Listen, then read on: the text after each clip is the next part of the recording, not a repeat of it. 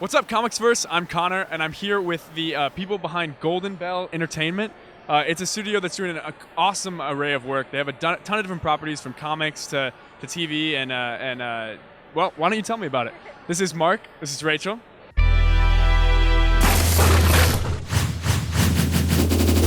And Mark, can you tell us a little bit about the company and just kind of how it started? Yeah, sure. So I'll kind of give the quick overview. About 2 years ago, Rachel, Rob, one of our partners who's actually not here right now, he's over in Greece. Hi, Rob. Hope you're enjoying the Parthenon. And myself, Rachel and I were on a study abroad. I had called up Rob, and I told him I have this really great idea for a movie. And he goes, yeah, that's the dumbest idea I've ever heard. So it wound up, over the next 6 months, we wound up turning it into a really cool horror movie. And then we kind of started working together where Rachel was going to do the storyboards. That basically started the development of our relationship as like a collaborative medium. So in order for this stuff to happen, we needed to all work together as partners, and we found that we could work really well together, and it kind of really started from this like horrible horror movie. Then from there, we kind of realized that what we wanted to do, we always wanted to get into live action, and we wanted to figure out how to do that. So we decided that we were going to go into comics and TV, because we realized the barrier to entry to film was just crazy. Sure.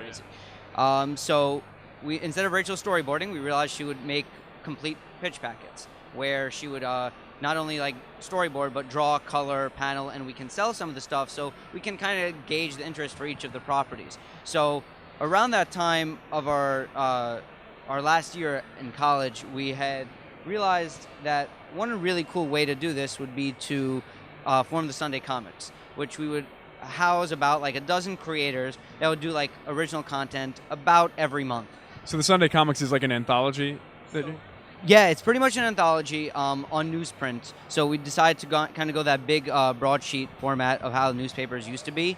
It started with only like 12 people, and then it started to escalate. Like more and more people started spreading the word about it, and now there's 300 people, and they all get to make like their own comics. It's like, that's awesome. It's giant size. It's the 15 by 22, and everybody gets the chance to kind of do whatever they want and do their own story, their own style. And we put it up on Kickstarter, and that gave us enough money to now do a full year. So it seems like you really, one of your mission statements, I guess, would be to allow the creators to have a lot of freedom in their work, and it's kind of maybe a pushback to some of the standard studio kind of ways of doing business.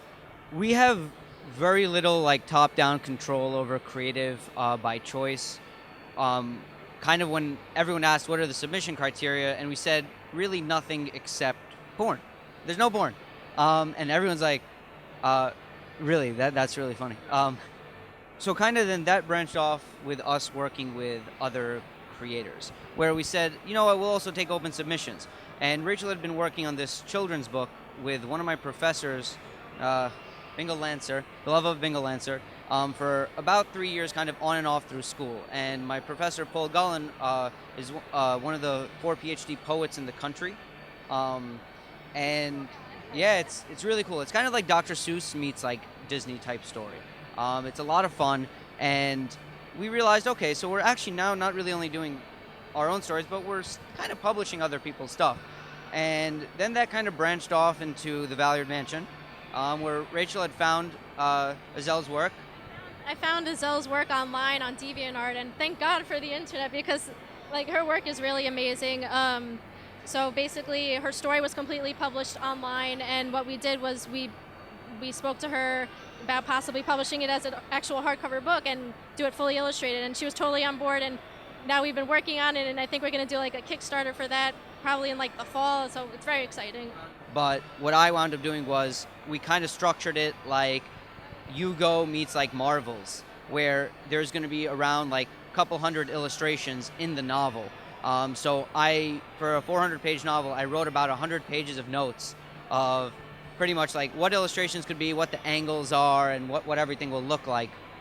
And we met with Azel. She loved all the ideas, and we had always planned on doing a 2D animated trailer. So kind of in the same vein as like Pinocchio meets Beauty and the Beast, that's the style we're going for. We have about half dozen animators and a half dozen layout artists that are working on this over the next 5 months, and we're going to be using that as kind of a introduction to the Valliard Mansion. So there will be some spoilers in it, but it's going to be like a lot of fun. Well, we're so excited to talk with you. It seems like there's a lot ahead. And so, yeah, everyone check out their stuff. July 4th, the trailer for their live action movie. And then check out the Sunday comic. If you want to go to goldenbellstudios.com, you can check out everything that we're doing, and you can see the first 5 chapters of the Valliard Mansion, the stuffed animals, and see where the subscription for the newspaper is. So everything is online. So thanks.